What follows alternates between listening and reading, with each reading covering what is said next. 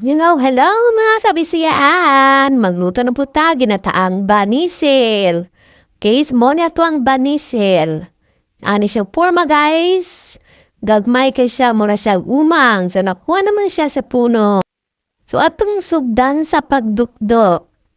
So kailangan siyang dukdukon na aron dali ra siya makaon ang iyahang unod. Okay, so gamitan natog mahiwagang martilyo aron dali. Kay sumaon ni siya ang mga nadukdo. Kay ginataan man tinamawa lang ato ang ginakusgang lobi diha unom kabuo. Okay, so nakagod na siya guys. Atuwa na siyang kumot-kumoton. Doon na ang tubig gamay. Kumot-kumoton dayon.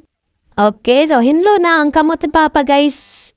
Hinlo na yung kamot. Atong kumot-kumoton, i-transfer na to sa other plate. Okay. So, mo ni siya ang unang gata. Ang unang gata na pinakalami. Tapos atong salaon. Arawaji mabilin ng mga lubi sa iyang gata.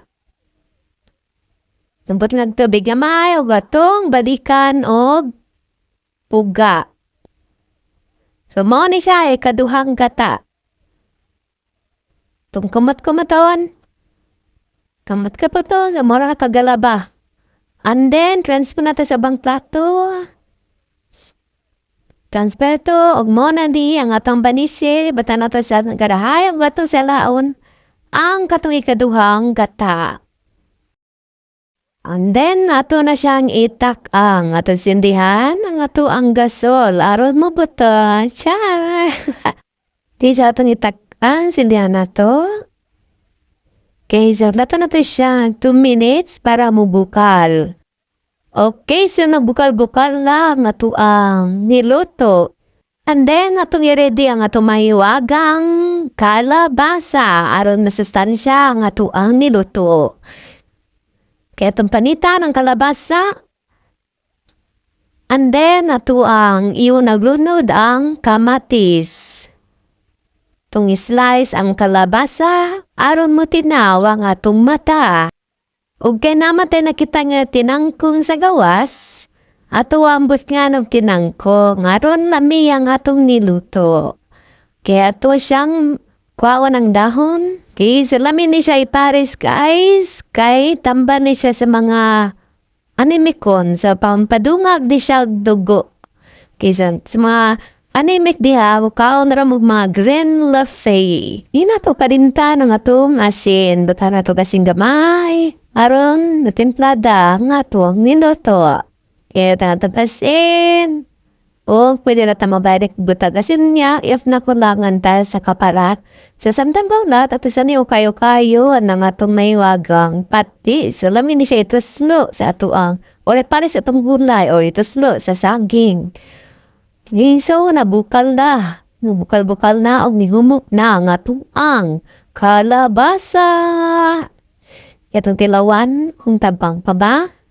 Kaya marag tabang pa man, butang gamay kasin. Magbutang tag-asin. Kaya marag tabang man. Isa to kayo, laron mahalo. To kayon. O, marag naman, duto-duto naman siya. Itong ibutang nga tuang tangkong. Okay, so pampalasa po ni siya guys, pampalami or pampabasfog sa pamagkugan. And then, atugiyad ang ato pinakalasa ingredients, ang pinakaunang gataan. Dapat nga ito bitsen, buwan na ito bitsen, tanan, naroon mahiluan, magbula-bulang dabas, nagkaon. Charla. Okay, so, kamay lang natin utang nga bitsen, naroon di tama daot. Ato kayo-kayon. And then, tilawan na to, lami na ba? Okay, silami na siya, guys. Okay, so kulang pa siya bukal ato sa siyang pabukalon. Okay, so nibukal naman siya, ready to serve na siya. Ito ato i-transfer sa plato. O i-serve na to. Kay maningod to na ta. Namonin ni siya nga to ang ginataang banise. Nami na kaayo. Okay, so thank you for watching. Bye!